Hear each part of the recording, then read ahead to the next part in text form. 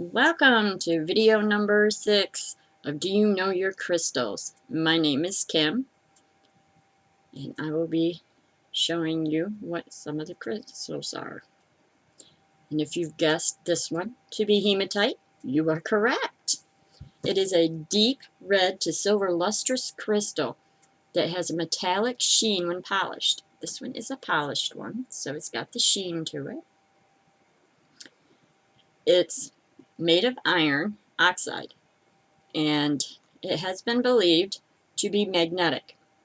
The only one that is magnetic is the artificial hematite, which we don't want. We want the natural hematite.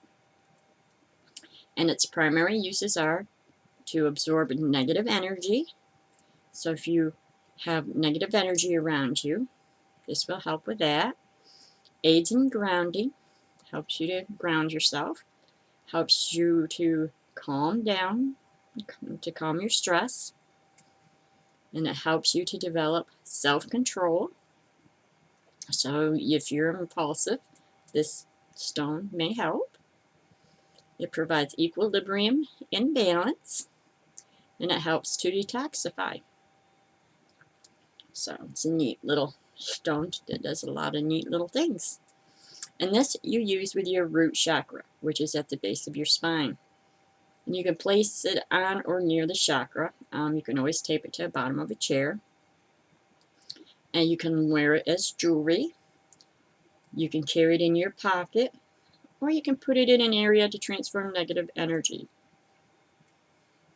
And this stone can be found in Brazil, Canada, Great Britain, Sweden, and Switzerland. So, hopefully this little stone and information on it helps you out. And if you have any questions or other stones that you would like to know more about, let me know, and I will be happy to answer any questions you have. And I look forward to seeing you in the next video of Do You Know Your Crystals?